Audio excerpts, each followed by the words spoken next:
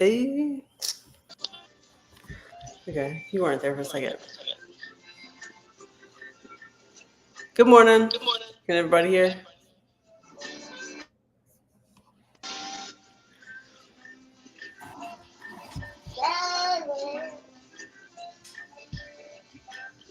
This shit's working. How's everybody doing? Another Monday in the middle of summer. Dying over here.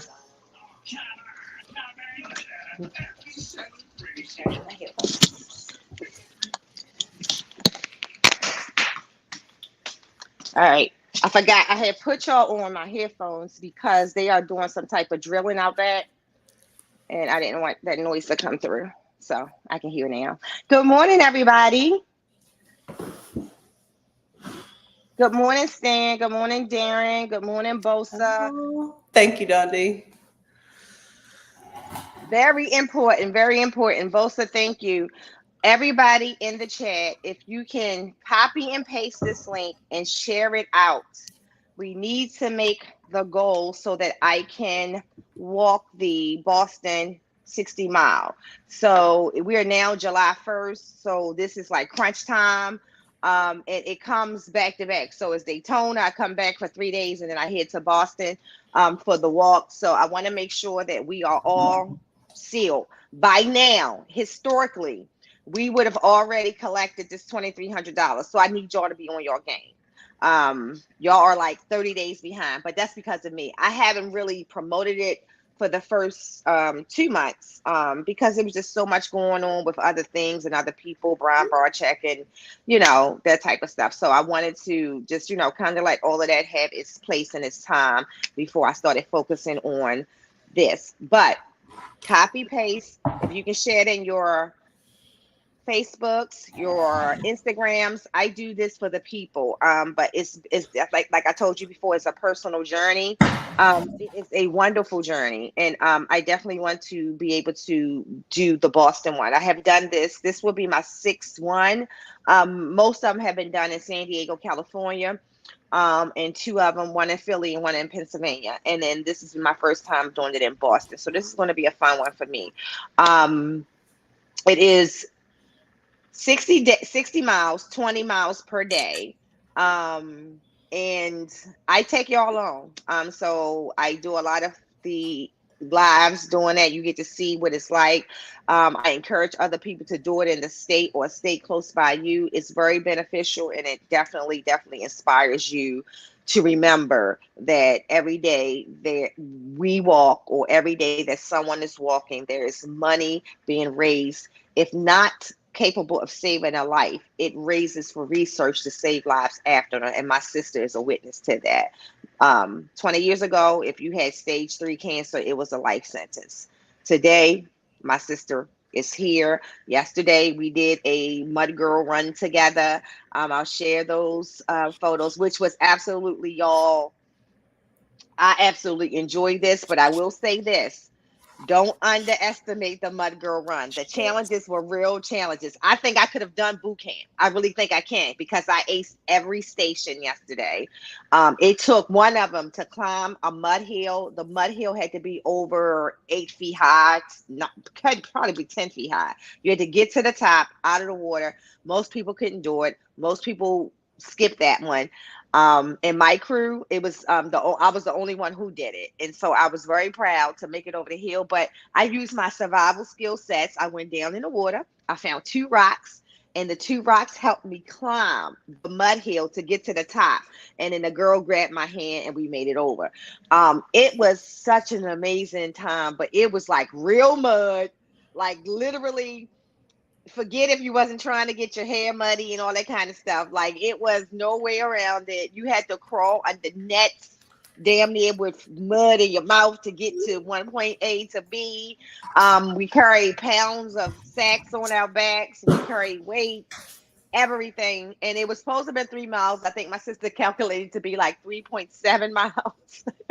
But it was amazing, and I'm just grateful that the weather was on outside, because if it was like a 95-degree day, for some of y'all who have done this run in 95-degree days, woohoo for you, because I'm telling you, we only had like an 85-degree day, and it was not even sunny the whole time. Most of the day was like partly cloudy, and it was a hike and a heat. So, but we did. So, Michelle, this was like some of our before pictures. I think that was a before. This was definitely a before. This might have been a before. No, that was an after. This is an after picture. So that was before. Oh, it looks like a lot of fun. It was a lot of fun, but it was work. You hear me? It was like a real obstacle course. Like they wasn't playing. It wasn't like I'm a lighten this up. Like it was a real obstacle course, and I loved it. But it was just such an amazing day. And that's another before, and this is an after. So as you can see, yes, it that was is like right up my alley. oh, I you did would have a I did a 5K through the woods that was nothing but mud in the rain in March a couple of years ago, and we looked like that after we got off of it. It was the most fun trail, the most strenuous trail I'd ever been on for like racing, but it was a lot of fun. Oh my God. Good morning, Ken. Good morning, Donzi.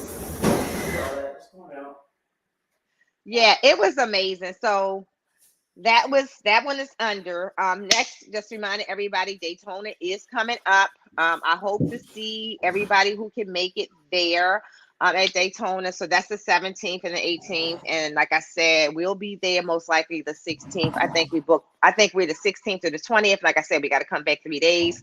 I also have the Berm eggs hatching during that time, and the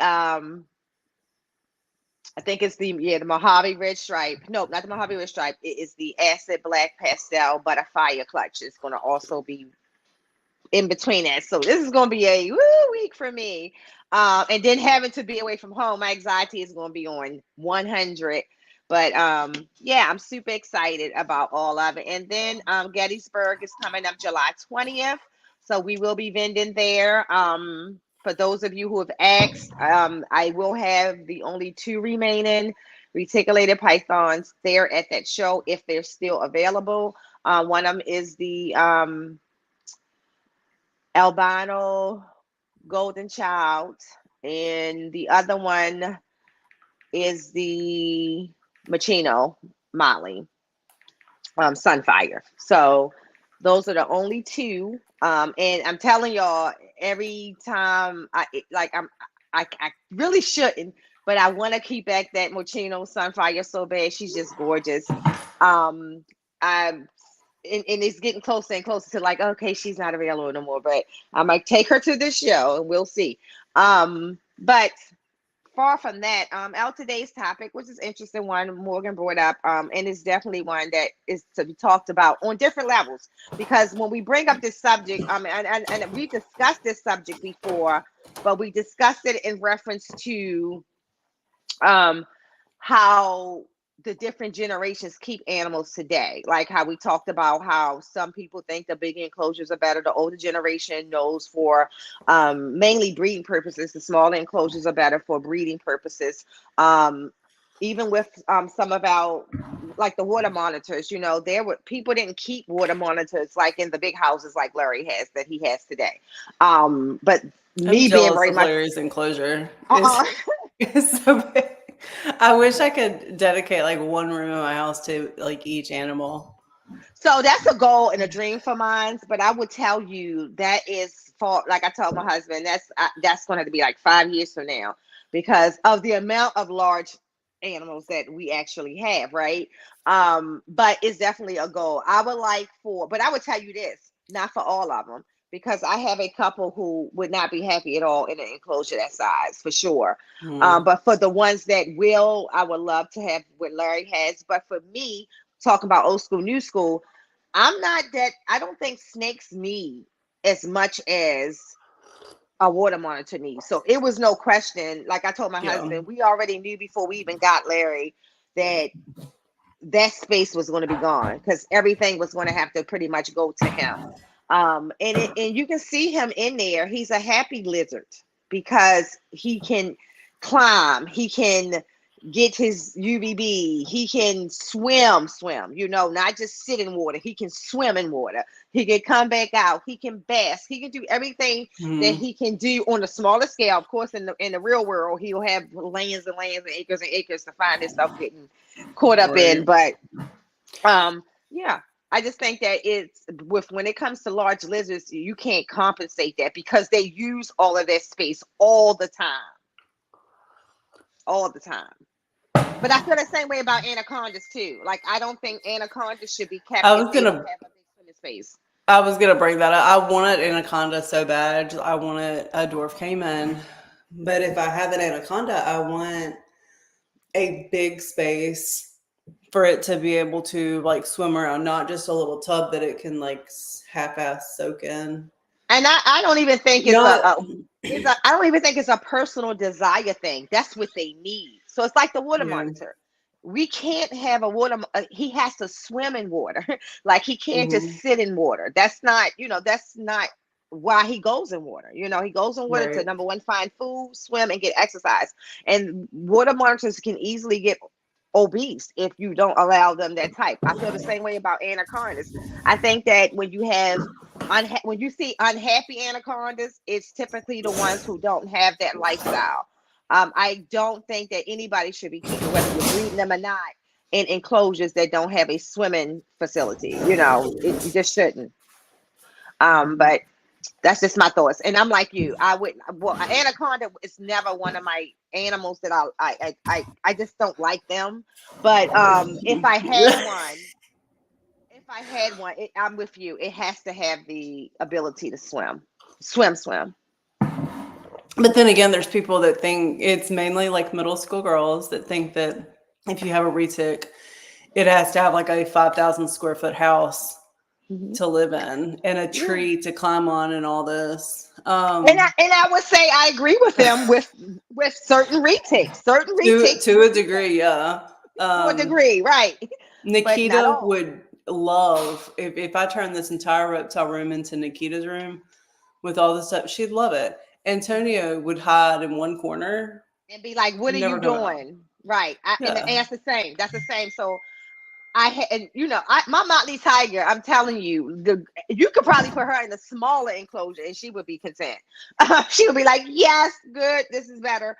But Hefe or Maui, I had to move Antonio. I put him inside Nikita's enclosure yesterday because I had to crawl inside of his enclosure, and I can't be in there with him in there. So I moved him to Nikita's for like 5 minutes. He sat up in the corner and was looking at me like, "What the fuck is this? Like, what? Why am I here?" He was not interested in exploring anything. It was like, Well, it's the same with ball pythons. Like how people assume that all ball pythons like small places, and most of them do. Don't get me wrong, but Busy, my spider ball python that I keep in the room with the retics, think he's a retic. If you have him out, he acts like a retic. If you want to see a ball python climb from the floor to the top, you will see that in Busy. I don't see that in no other ball python I own, but Busy, very much so, would roam an entire room. Yeah. And that's why I have her and no other ball python. And the ball python was my first snake, and I didn't like it. It almost kept me out of the reptile world. So it's funny. I was opposite. Like, I loved them for years. That was my ball pythons and boas. They were my two. But I tell you, once I got my hand on a retic, that was like, there is no other snake that is as wonderful as a reticulated python. And if I had it my way, I would breed only reticulated pythons if the world was ready for that. You know what I'm saying? Like, if there was really a market for qualified people to keep them. Even the birth of them were different from having ball pythons hatching out is so boring to me, because retics made it so much more fun. Like, even how they come out the egg, like, their alertness is like, "Hey, where we at? We in I've seen that in curly haired keepers. post, like seeing the journey with her babies. I'm like, oh my God, maybe I will breed like once or twice. I Yeah, don't know. it's Okay, so totally I had a normal. little girl pop up in my house yesterday. This happens frequently. Like little kids pop up at my house and they're like, it's my dream Uh-huh. to hold a snake. And especially if it's a little girl, and I'm like, here's a snake. Please make your dreams come true. And so this little girl, her parents are terrified of snakes. I know her mom, she's mortified. Little girl comes over. She held Nikita, Lucy, Hey, bro.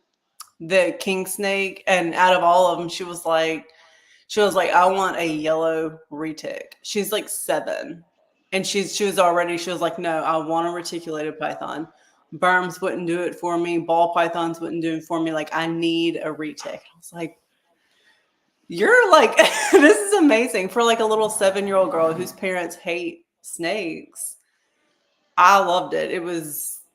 It did something for me. Her mom came over and was like, how did you get into all this? And I was like, honestly, like my parents told me I couldn't have any. Just like she's doing with her daughter. She was like, and now your whole house is snakes. Yeah, but you grown. So my thing Mhm. is that if a little girl was to approach me and say all those things, I'm happy that she's intrigued. The part to keeping a reticulated pythons that even adults don't get is the money behind the snake. It's not the snake itself. Yeah. I am convinced that anybody, and I don't care what nobody say, because even the people who told me that it's not a good first snake, a reticulated python could be a great first snake if you are a person who is willing to engage. Period. Yes. If you are a person who have made a mind up that I could get bit by a baby, okay.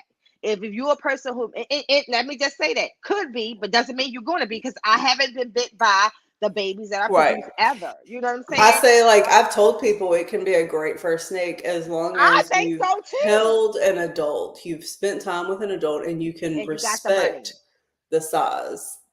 So I think the money is more important. Like money and Yeah. access for a child. If your parents is not willing to go find that bigger prey for you, you know what I'm saying? Mhm. When you Yeah. can't, the enclosure costs when you have to upgrade those enclosures, because most people don't do Right. what you and I do. You know, most people don't say, okay, I'm gonna start them off in a tub, and by the time your enclosure is finished, you're 4 months old, you're going in that. A lot of people don't do that. Right. And so therefore they end up spending, instead of a one-time $3,000, that becomes $6,000, right? So Mhm. I think that part to me, because even when I think about when there's a food shortage, now I produce all of my smaller snakes. They're anywhere from a fuzzy to a large or extra large rat. I can produce that for myself in this house. But anything Mhm. for the retics, I don't produce. I don't breed rabbits. I don't breed guinea Right. pigs. You know what I'm saying? Well, And so this so, girl wasn't saying she wants a retake now. She knows that she's not getting one as long as right, she's but living she's with her saying when mom. she wants to, yeah, no, I get it. When But I she, think the part that people would say to her that you didn't is that, oh my God, you know, the size of it is like, that's secondary. She already made her mind yeah, up, this is what she wants. So the size and all of that, she already done scoped that, believe there's it. more. There's more that goes into it, especially when I talked to her about retakes and berms. You know, berms are a lot more chill, and she said Totally no. different. She said apparently like she's been reading up on it. But Um, I'm with her. I'm with her. If you yeah, gave that's. I me, was like, this is amazing. Like for her to have the knowledge that she already has at 7, right, I'm she's with gonna be ready her. to go by the time she gets to be an I adult. say to anybody, one of the biggest myths, one of the advantages of a retic versus a berm is that a berm is still a big snake, but it can Mhm. be a very stubborn snake, where a retic is very seldom stubborn in comparison to a berm. And so, where, use an I don't example, know. I'm I looking at Matilda. She's different. I'm opening up the doors and retics has come out. Berms don't always do that. Now Pearl does, because she's in a room with a bunch of retics, I believe. I believe she practices their behaviors. But for the most part, berms are very chill, but they can be very unchill. And when they're very unchill, it's still dealing with a big snake. Where retics normally are the opposite. And it's like it's the lie that people tell, that berms are more chill than retics. It's a lie. And I'm just going to say that. And I can say that to anybody. I don't care how many berms you keep. If you keep the same amount of berms that you keep in retics and give your retics the attention that they require as babies, They are easier to manage than your lazy berm because that's pulling and fighting and wrestling with a 60 to a 90-pound snake. Where retics, if you engage with them, you can get them to do anything you want just by showing up and your presence being there. That Good makes sense. morning, I don't bro. want any berms. Now, I don't get me wrong. I like berms. They just like this reason why I have two and not the 11 that I have a retic is for that. Well, I can't even count the babies. I'm talking about the 11 adults that I have is because of the fact that I don't. They're wonderful animals.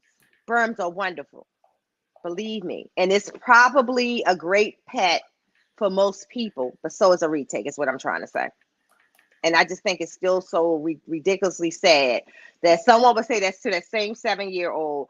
Oh, the berm would be better. No, it's still a big snake. If you're talking about all these things you should be concerned about, all those concerns are the same.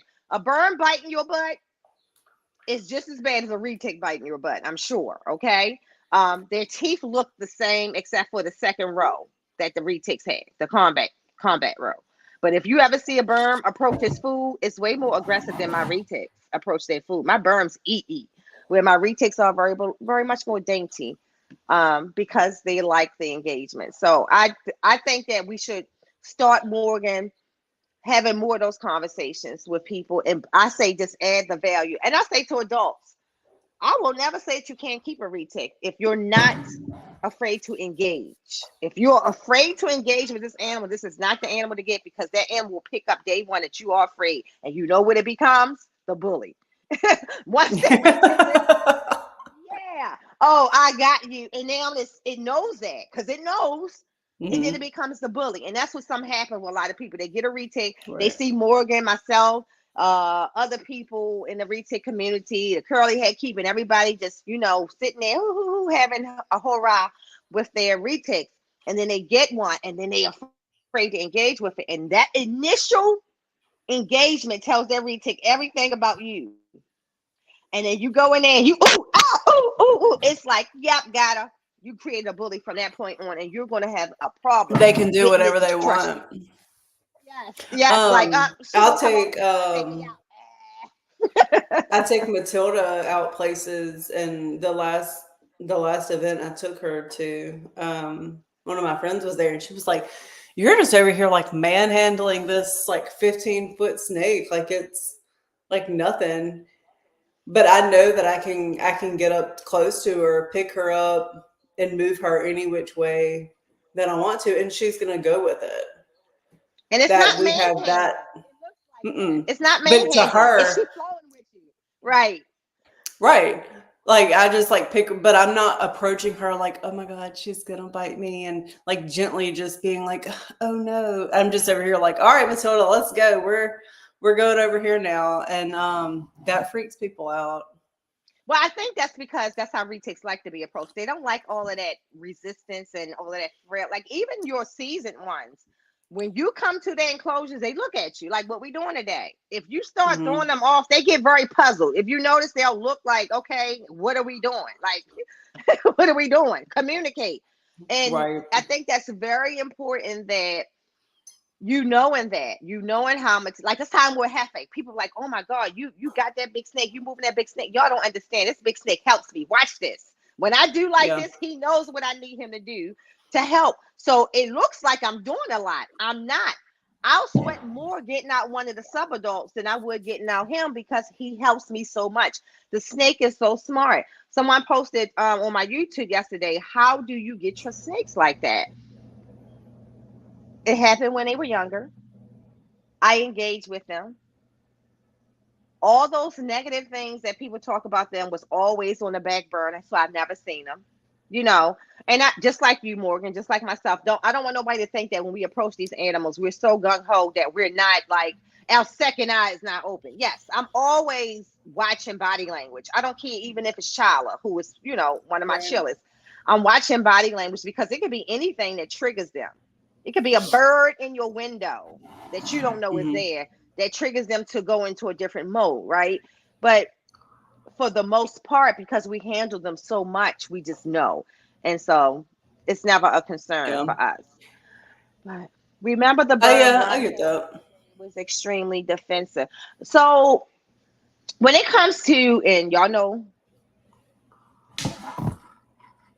RIP, that's my heart. That's why them prayer hands will always sit on the top of this podcast that represents Brian Barczyk not being with us anymore.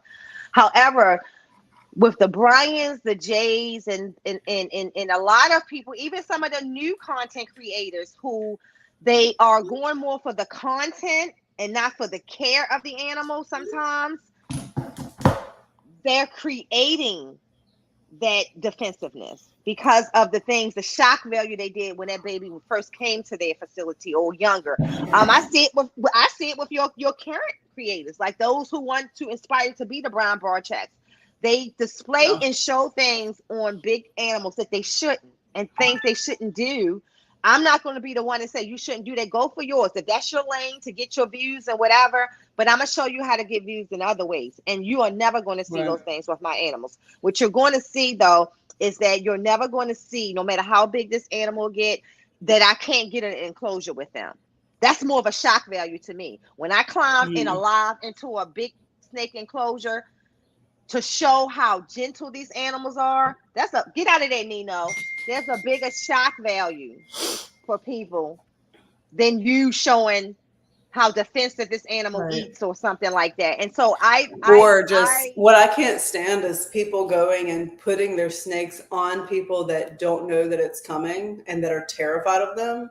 Absolutely. And then the snake ends up being harmed and that gets millions of views. Yep. Or the person gets harmed. The person gets harmed. You threw a snake on a person. Or they end up more traumatized, and like you did it. Like you're going backwards. Like you're wanting, more engagement, this, that, the other, but you're doing more harm to the reptile community. Right. And the people and the reptiles. I'm just like, all for views, all for attention, and like I can't support shit like that. Talking about the curly head keeper, for example, right? And it's another girl. Oh my gosh, me and her did a podcast together, and she's gonna kill me. It's not gonna come to me right now, but it's another girl, and she keeps like 22 adult retics, and she breeds. And though, like, and I wish I could think of her name. She's had an experience with a retic that wasn't hers, where the retic was very defensive. But we keep in mind, like, and I said this to, even though I know Morgan, even though Nikita came from my house, I'll use an example. Nikita was bred by my babies, sold to Morgan. Morgan has Nikita now. I would not go over to Morgan's house and treat Nikita the same way I did when she was here. Like, that's a whole different snake now, and that's another thing that people need to understand. Now, I'm not saying that her basis of her temperament, it wouldn't be the same, but at this point, that's Morgan's snake. Morgan had that snake since she was a couple months old now. So me going over there and like, oh, Nikita is me, and just reaching in there and thinking I know how to read Nikita would be stupid.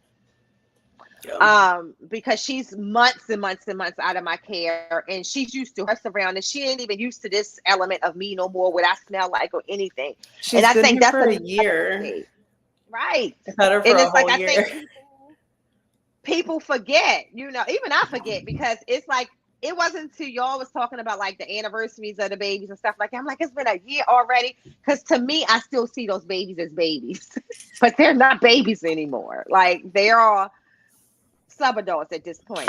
But so quick to our topic, because we can talk retics all day. That's what we do. I know. This like quickly turns into a retic podcast. Exactly. Just saying, we can talk them all day. But I will say, we was talking about generational changes, and one of the things that Morgan brought up that I thought that we don't even talk about a lot was the fact of how parents think of our animals now, right? So at one point, like for me, Morgan, to your subject you was talking about when we were chatting about it, my mom was never a big animal person, but she never really cared what kind of animals I had. In fact, she used to look at me, think I was weird, just like other people might think, like, what the hell did you bring in the house now? Like, you can't keep that in the jar. She would say stuff like that. You got to put holes in the top, but she would never be the one who go out there and save the animal or anything like that. But she never Mm-hmm. stopped me from keeping them. Or my siblings who wasn't big animal people. They never stopped me like, oh, Ma, she got snake in the room, or she got grasshoppers in here. Like they were never like that. Right. But I will say generationally that has changed. And I'm gonna let you speak on it because this was your topic. But I had wrote down a point that I want to bring out that I think is a big difference in the generations. But go ahead. Okay. This one did not really come with a whole lot of research or anything. Yeah. Um, it really was more of just an observation and wanting to bring the topic up and try to figure out with different reasons why. But I got this comment last week, and but people arguing on whether or not snakes have any sort of emotions, anything like that. And somebody brought up the point that people used to think that animals in general didn't have any feelings. Dogs and all that, just no Mm-hmm. feelings whatsoever. And that opinion has changed for the most part. There are still people out there that feel that way. I have family members that still think that. But I've noticed that it's gotten better. It's gotten better with each generation for the most part, but it's still Good morning, so Casey. like take my dad's parents. They were not animal people at all. They didn't care about animals whatsoever. And then they had 3 children. My dad ended up being massively um, in tune with animals, things like that. But his siblings do not. Now those siblings, children, my cousins, they don't care about animals whatsoever. But all of my dad's kids are very in tune with animals and are very empathetic with them. Um, and it just had me thinking of, you know, why, even in this day and age, like there's still people that my age that just don't really give a shit about animals at all. I know it's not really the norm. Um, I think most people under the age of 35 are very empathetic towards animals and prefer animals over people. But I don't know. I don't know. What are your thoughts on the like why the generations may be different as far as So thoughts? two things. So being in that older generation, I would say honestly that we actually were more in tune with animals, more in tune with taking them in out the wild, and more in tune with giving them a care. Where the newer generation, I think, evolved to is just constantly elevating and committing, like if they keep and committing to Mhm. financially increase that care. Now, the Right. ones who don't care, who don't keep, they were raised by that generation of parents who where keeping animals became an expense. Now, remind you, in my generation, we brought them out the wild. We gave them everything. We could take a mason jar from out the house, put some holes in it, and here's a whole enclosure for some grasshoppers or whatever. Where Right. as the time evolved, even with dogs, back in the day, people kept their dogs in dog houses, right? Now Um, that would seem inhumane. You It don't see is, dog it, houses like it you do. is, but it is Hmm. inhumane. You know what I'm saying? We just didn't think of it back then as being inhumane because dogs were protectors of your house. Well, they can be both. They can be properly Right. sheltered and protectors of your house, and Population. better protectors Yes. of your house in the house, right? Actual And parts of the family and not just something tied up to a tree outside. exactly. And so one of the things that my parents were really big on growing up, it was one of the reasons why we could not have dogs in my house is because we had a balcony in our townhome, not a backyard. And so my parents caring about the animal was you can't have a dog because we don't have a proper place Your for him to go play and stuff like that, and you're not putting them in a doghouse under the balcony. Like that was a no for my parents. So but hmm that was my dad being southern, where dogs were kept on a higher level because they hunted with those dogs. You know, those dogs was Yeah. treated like royalty because it was their means to make money. So I believe that what happened is my dad and my mom, who were the fishers and they were hunters and they were animal lovers and keepers, even if they didn't want to keep the animal, they understood that those animals were of value to my children, right? A generation came where it was like, fuck them kids and fuck them animals. I have to now work 2 jobs to feed, seriously, myself, those kids. So bringing a dog in a house that you now have to, by law, make sure it has its rabies shots, make sure it has its distemper shots, make sure that it has its health checkup so that the animal don't die. You know, all of that is now an additional expense. So I think that parents in that 35-year-old generation, the parents who was having those babies, look at animals like a burden and not as a gift like we did, or like how you were raised, where so even if your parents might not have been into them, they knew that those animals were special to you, a gift to you. So they allowed my parents were very both of my parents were extremely like in tune with animals, and it made me think about the hey Chris, I don't know how to word this without potentially like just offending say some it. people. Just say it. People with mental health issues generally are more in tune with animals than there are people. Well, And that's how my parents they're are. intellectually delayed, and even if they're deaf, for example, there is a deaf people have to have a intellect that we just don't have naturally. And I think that animals, and I say this about my son. My son, everybody knows, federally coded 01, intellectually delayed, used to be mentally retarded. The Michael y'all see today is a progression of how animals helped him evolve. He didn't have a lot of friends growing up, and I was a working mama. Like I mean, like literally go to bed at 12 o'clock. Might have to get up 2 o'clock in the morning and go back out to work. So animals was a big part of his existence and his intellect, you know. And that's why I say, y'all hear me say, Michael is better with these animals than I am, because he can look at them and connect in a way to say a whole lot that I'm like, how did you see all of that from just looking at that? You know, and it's something that he's never going to be able to explain to me, and nothing that I'm going to be able to understand. And that's the advantage of mentally delayed, I believe, or intellectually, or whatever. Parents who have, I have a girl, Heather, who used to work for me, and I always say she was much more mature than a lot of my other grown people. She was a hard worker. She was raised with deaf parents, but she wasn't deaf, so she was the one who had to teach her parents a lot of things, right? Yeah.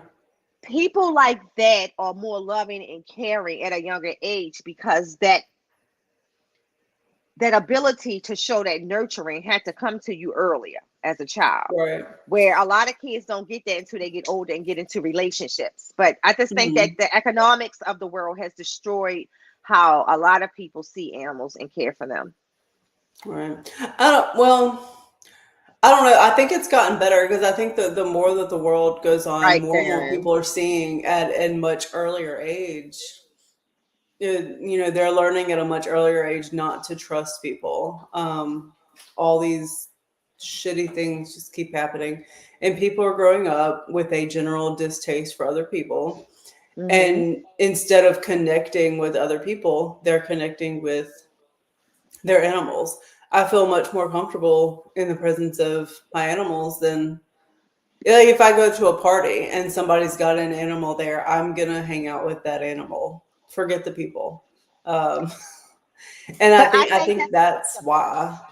I think that's most of us. If people who keep animals, and I'm not just talking about a dog or cat. I'm talking about people who just got random ass animals in their house. You know what I'm saying? Like jumping spiders, or you know. And then I think we're much more in tune with animals, and I think it.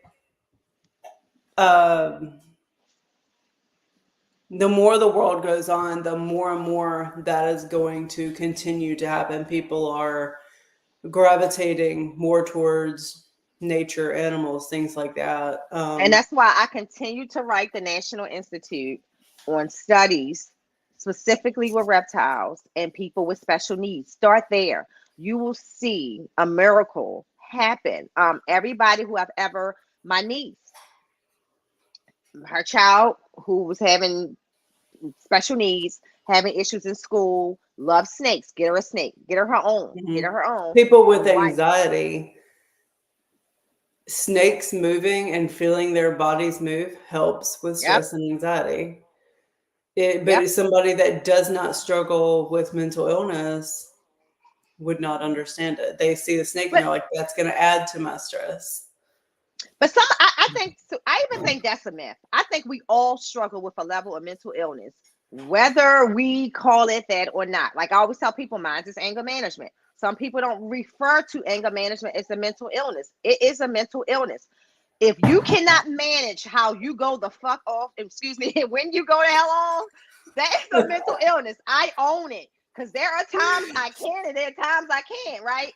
That is mental. And that's something that literally, like, even like when I being married, like, you have to be honest with your spouse about, like, there's certain stuff that would trigger you to no end that I know that the Uzi might not get put down. And that is a mental illness, though, to not to be able to control that. Us keep saying anger management is not a mental illness is absolutely absurd. That's why we got so many kids out here who will shoot and kill somebody, and then it's too late because they don't know how to manage it. That's a mental illness. When you're out here and you are so sexually promiscuous that you can't be faithful to one person, that is a mental illness, whether we want to admit that or not. Infidelity is a mental illness. It's not the way that God designed us to be. So I'm pointing those things out to tell you we all crazy at some point. It's just that we just associate the person who is delayed, or the person who has a speech impediment, or the person who is not able to hear, and all of those with disabilities. No, all of you human beings have a disability of some sort. I'm not hurting nobody's feelings. I'm just going to keep it real. I have said this before. When we talk about people who fight with their sexuality, there is always some sort of mental abuse that is associated with it, whether they were raped when they were younger, or whether it is that they couldn't talk about what they thought they was or who they was at a 2-year-old. When you realized at a 2-year-old that you had boy thoughts, or what we call boy thoughts, and you couldn't express those, mentally you were impacted for another 18 years until you got 20 years old to be able to release all of that. That is a mental illness. All that you're going through is mental because you were not able to be who you truly are. People take away that. People who are free spirits, like myself, I call myself a free spirit all the time. If you're not able to flourish in all the things that you love and you're great at, it will trigger depression, which is a reason why a lot of people are depressed. I say to my husband all the time, babe, you got to stop doing everything for everybody else and do that thing for you. Because you can't, I know it makes you happy doing things for other people, but no human being is satisfied. I don't care what nobody says. It all sounds good when you say, I have a heart of service. We all have a heart of a service to extent. We have to serve ourselves first in order for us to be truly, truly happy. And that's just point blank. Now, do we compromise with those things? Or yes, like if you're in a marriage or you're in a relationship with things, you have to make compromises as far as how far that free spirit can go, right? But you have to be able to find those things that make you happy. Like my husband will never tell me, you can't do this, you can't do that, you can't do that, as far as the things that means the most to me. Like he's not a big snake person, but the snakes all over this house. Now, he may put limitations on, what we can have. Like you can't have an alligator. All right, babe, that's a bit just stretch, okay? But all those other things you can have. You can get a water monitor. You know what I'm saying? So I think we all have mental illnesses, and I just wish we would stop saying, or people putting that stigma on certain people. You know what I'm saying? Like, because I can go through this entire chat and everybody can drop mentally how you're disturbed or delayed, or you struggle one way or the other, because whether it is dyslexia is a mental illness. But people in this community generally don't hide it, though. And I love it. I love that. Like But because I go out my neighborhood and everyone's like, no, I'm normal, I'm good. And then I get into the reptile community and it's like, I've got this and this and this. And I'm like, great, I feel normal. Thank you. Darren, that's a good one. That's a good one. Always be cautious. Like I tell people, when people see me cry and they'll be like, I'll get inboxes like, oh my God, I didn't think I didn't know you would cry. Let me tell you something. It's highs and lows to this girl, and I ain't afraid to express even any point of them. There's a very tough side of me, and I can stand on those tough things. But those things that make me fragile, or those things that make me weak, like the death of my dog, I was very fair. I had to be honest with people. Like, stop trying to talk to me. I don't want to talk to nobody right now. You know, it was a handful of people. Like, you know, Morgan, we chatted here and there. You know what I'm saying? But even then, it was more about me. You know, I just wanted to make sure you knew that I was here, but I didn't want to bug you because I've been there and it sucks. Yeah, and trying to tell people, when I went through it, damn strong. I just wanted to be left alone when my dog died. I don't know. And then people try to come and try to make it better for you, and they can't. They can't, right? And so I said, I had to say to a few people, like, you know, Dre got it instantly because, like, Dre knows me. So he's like, oh, you know, he's already like feeling horrible, you know, because he can tell already that I'm not myself. But I think even for him, it was like, I've never seen you this low. I don't think, like I said, my husband never seen me that low. Like me calling a hotline every day to talk to somebody. When I tell y'all I was going through, and then people just see it because I'm taking pictures and I'm still doing my makeup. Makeup is therapy. I can sit in this room and talk to nobody for hours and do 3 different looks, take all the pictures in the world. But I cried in between. I didn't have to talk to nobody. I was in here. My husband, you know, let me isolate myself because I'm telling you, the strong people are the ones, I think, because they have nobody to go to because everybody expect them to be strong, I think. And we've seen so many people who we thought had it all together come to their demise, who we thought was strong, because we won't acknowledge that.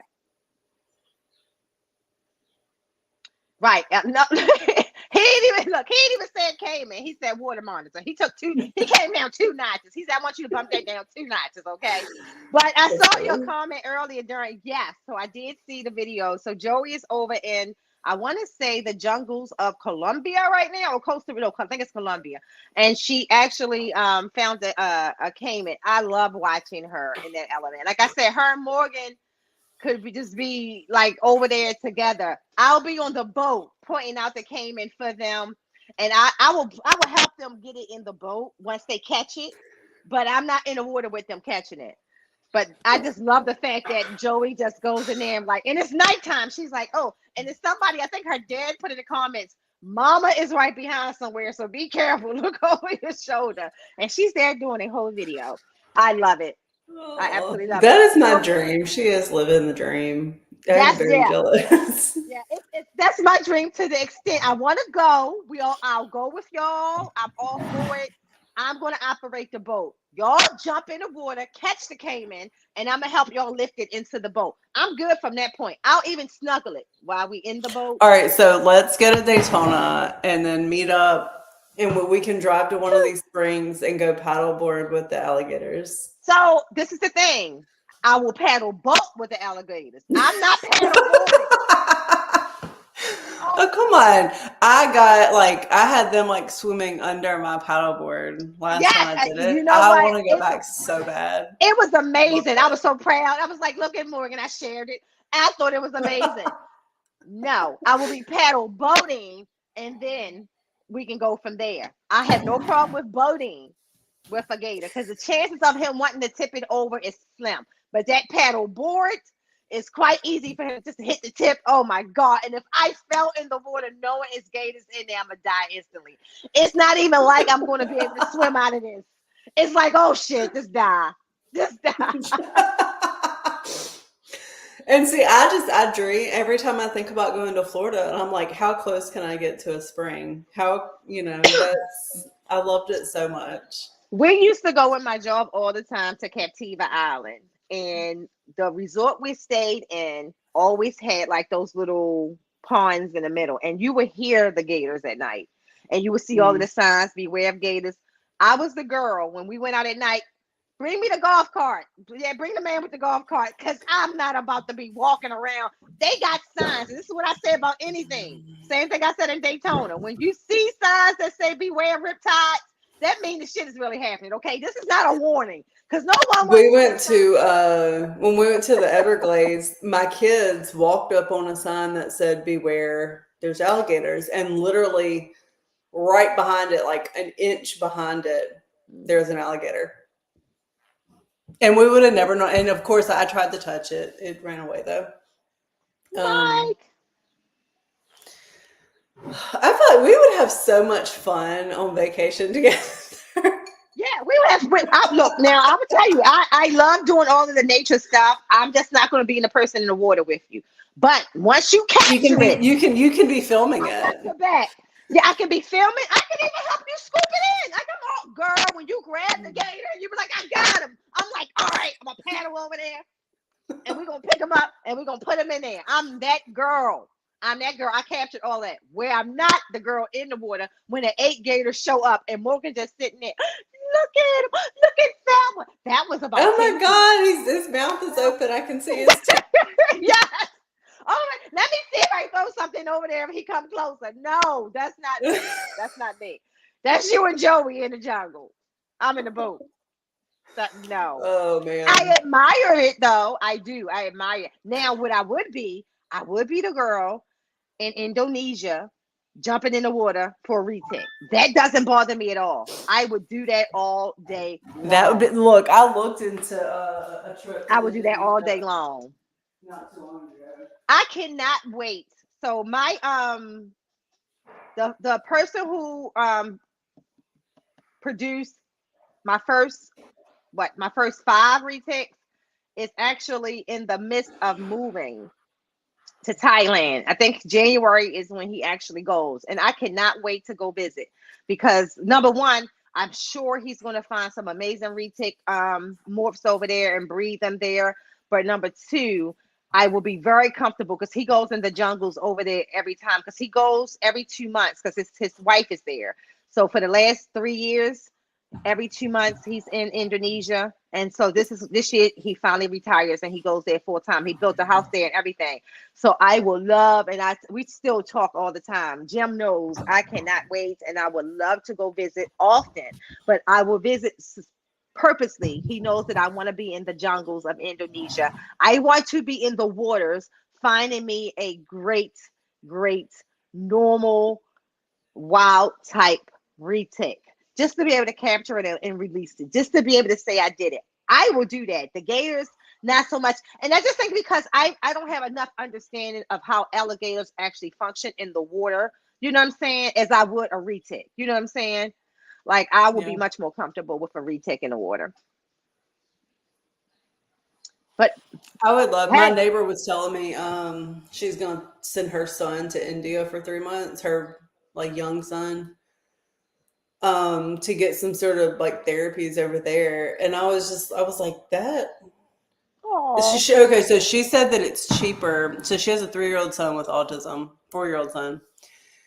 And it's cheaper to buy a house and hire servants in India to take care of her son and take him to therapy every single day than it is to hire a nanny here, keep him here, and send him to therapy once a week.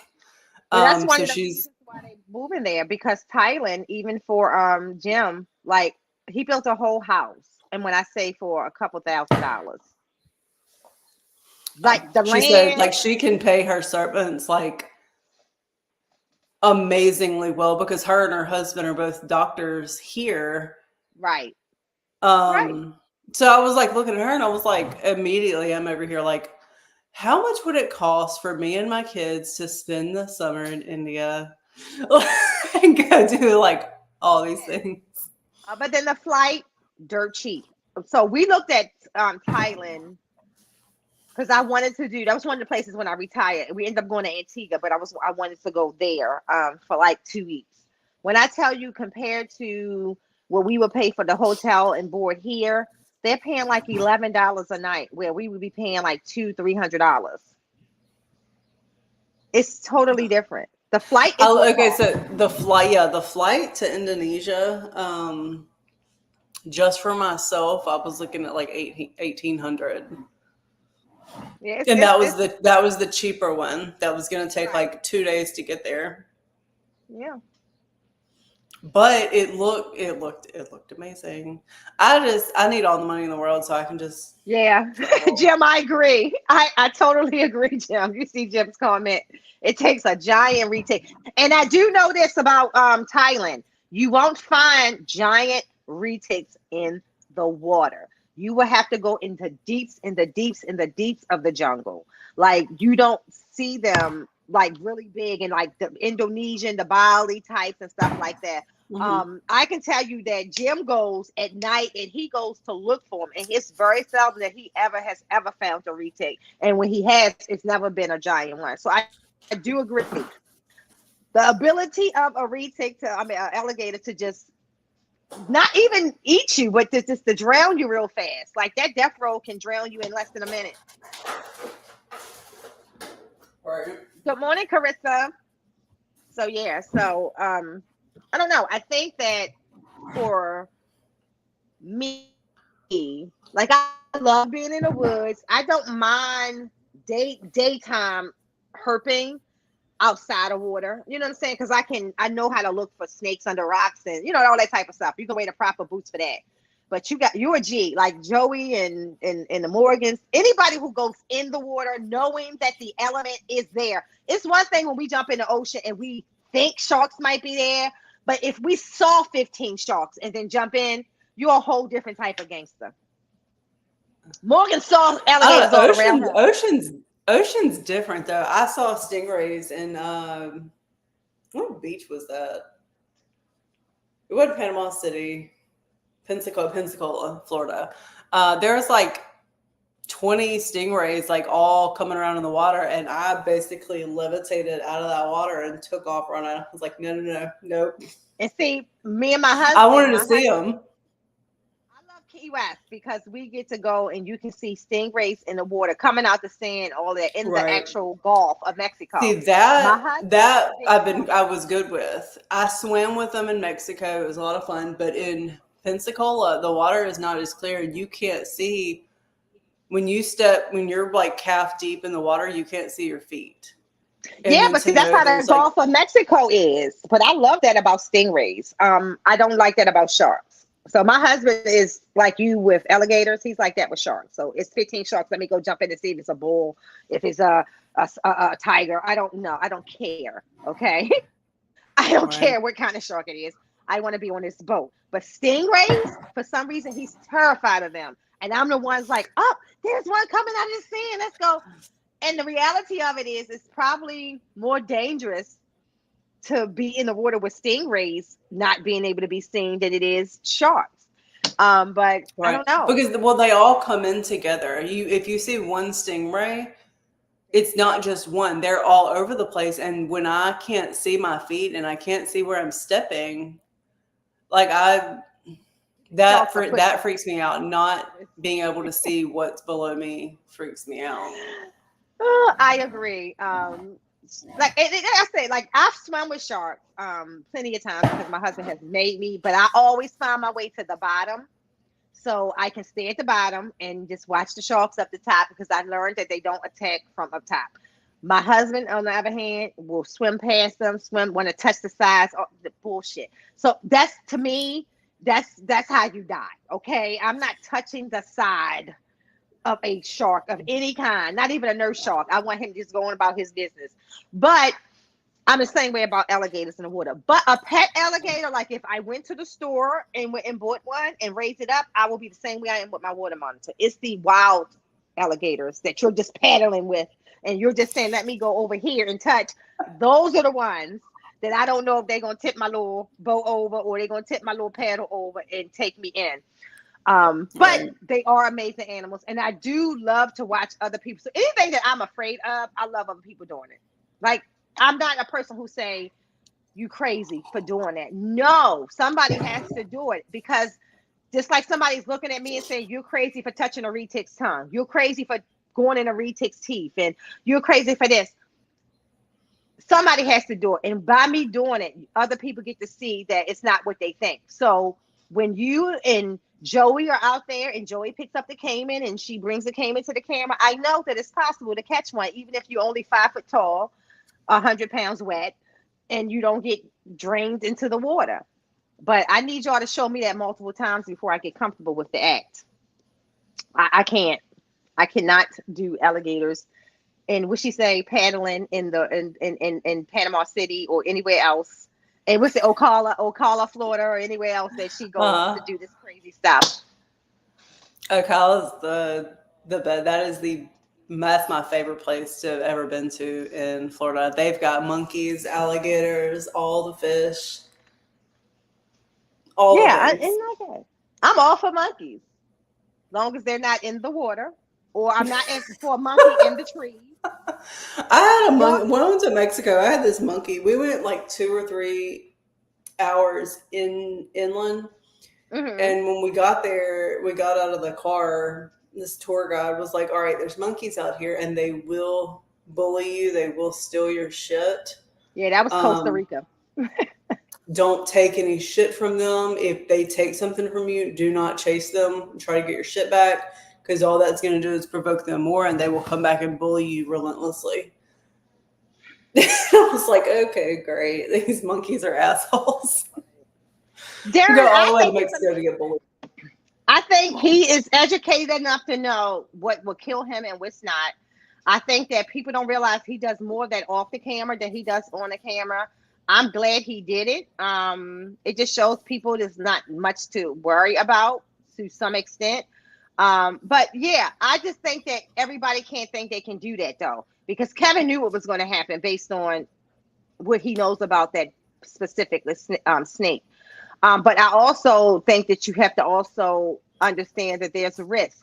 Like if I have an allergic to reaction to something. So I just think that it's important that when anybody do those type of things, that they constantly put those disclaimers out that just anybody shouldn't be doing this. If Kevin was to have a reaction, trust, believe, he had access to all the medicine, the people, the money to get the treatment that he would have needed, where the common folk wouldn't. So I think, I think people need to do so. I think it was educational when, although it wasn't intentional, but when Chandler and Tyler got bit by the king cobra. Accidental, but we learned a lot from it. We learned a lot of what to do, what not to do. You know what I'm saying? So I don't, my only thing is I don't like when you intentionally inflict pain on yourself or the animal for just the view. It's kind of like the feeding videos. I don't mind feeding videos when someone's showing, if you have this size snake, this is the proportion of this animal that your, snake should be eating. This is a small mouth. This is how you feed the small mouth. This takes this long for the small mouth to digest. Like that stuff don't bother me at all because it's educating the person. But when you just throwing a mouse in there and there's no content behind it other than the snake wrapping the mouse up, squeezing it to death and eating it, bullshit. That's what I have an issue with. That's for views. Yes, like it's a difference. Like you can do those things and educate if that's really what you want to do. Right. Bosa's looking at houses. You getting out of it's Florida expensive regardless, but I'm sure it's cheaper than being in Miami for sure. Miami's outrageous. Look, if you move to Ocala, I am coming to visit. You will find me in the springs. I will pop up at your house later with an alligator or a turtle or a monkey. Yeah. If I could catch a monkey, I would. I wouldn't keep it, but I just want to hold it and be like, oh. Well, I will let you catch it, and once you confirm that it's cool, it's chill. I was going to say, once you confirm that it's cool and chill. My daughter's grandfather had a monkey, and he was really, really good. But he had moments where he would never zap out on her grandfather, but like if the wrong person came in the house, he would show like aggression to people that he didn't care for. And a monkey's aggression is way stronger than a human being's aggression. Even a small monkey is very and I just don't want to deal with that. Have a monkey. You can't just fling it. You can't just sling it and it doesn't like it comes back fast too. So like if you was wrestling a human being and you body slam somebody, that person takes time to get back up. Where a monkey pops back up, it's like come on, like And I they've got can't. claws and teeth, and they're And little and right, fast. and it can punch you with the speed of lightning. Like who wants to be in Yeah. that type of fight? No, like no. And you never Yeah. know when that monkey might feel that way. That's another thing. He doesn't give like all the time signs that it feels that way. But yeah. But y'all, that's our show for today. I hope everyone had a good one. I don't care for monitor live feed videos so violent. Oh yeah. I actually have videos of I don't feed him live though, but I actually have videos of him eating, but I don't show it. To me, watching a monitor eating is like watching a Komodo dragon because they eat things whole. And so it's so quick, but very tragic. And so I can't even imagine a live feeding, to be honest. Because that means that they gotta shake it, pick it up, and then swallow it whole. That's horrible. That's what my skink does. I feel bad like feeding that thing like hornworms because the way that he shakes Does. everything. Yeah. Like, Mm-mm. I just don't want. I don't want to. I don't want to. Hey, Nikita. I can only tell you by your belly now. Chin shed. Yeah, she's getting close to it. She's over 7 feet now. She's freaking huge. See, She hasn't eaten no doubt that one is the Motley. You can see all of her padding on her belly. She's just been like climbing through here. So for those of y'all who think y'all got Motleys and it's an all white belly, it's not a Motley. I don't want to be the one to tell y'all, but it's not a Motley. Hi there, girl.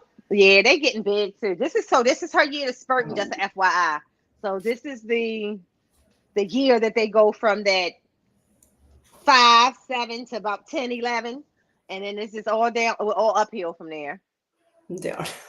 I don't know. I guess it depends on how you look at it. She's definitely picked up a lot of girth. She's going to be big. She's going to be like Dad. Chala is not as big as Dad anymore. Dad is huge. He's not long, just long. He's 16 feet and he is every bit of this. Like, and you feel every muscle of it. But he's the sweetest daggone 16-footer you ever going to approach. That boy is just so sweet. I don't even think, like, if I wasn't afraid to risk Nino's life, I don't think that he's the one that would actually not even like react to Nino and like that close to him. I think he's one who could lay next to a dog. I'm just too scary to risk it because if he does grab Nino, that's it. Yeah, there's no saving him. Yeah, it's no saving him. So, and you can't do it with like fake dogs and stuff like that because they know, like, you know what I'm saying? Like that's a fake ass dog. I'm not interested, right? So you can't really take it. My big dog, I'll let him come in here and stuff. I don't let him get too close to the snakes. Well, but I wouldn't let my little dogs anywhere near. I was gonna say the big dog is more of a who's going to win the fight type of thing at some point. Where the little dog, you already know. Yeah. Even with a little retake, who's going to lose that fight? So I'm not even trying to put him in that situation. But I think that Hefe would be the one that'd be like, okay, it's just a dog. It's just Nino, whatever. So what, she done went on about her business? She they all get so curious about what's in other enclosures. Oh yeah, that's another thing. I had Matilda going up this enclosure. She was coming up here, and the king snake's in here, and the king snake was like at the glass, and I was like, "What are you? You're the size of a pinky. Sit down." It knows it's a different species. It knows a bigger snake is approaching. My snakes do that too. That's in the same room. The thing that I love though with your retakes, and when your retakes, when you're comfortable with it, open all your retake doors. My retakes, actually, how people would say they're defensive inside each other's enclosures, they would go to each other in each other's enclosures, come back out, go in the next enclosure, come out, go in the next enclosure. I love that. Like Nikita and Antonio always go inside of each other's enclosure. I love it. I Now, love it. nobody goes in Matilda's. They won't go in. Because she's so Matilda will big. go in June's. Matilda tries to fit her fat ass in here with June. And I'm like, get out of there.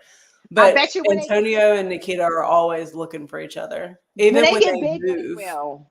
They will go in there when they get Even bigger.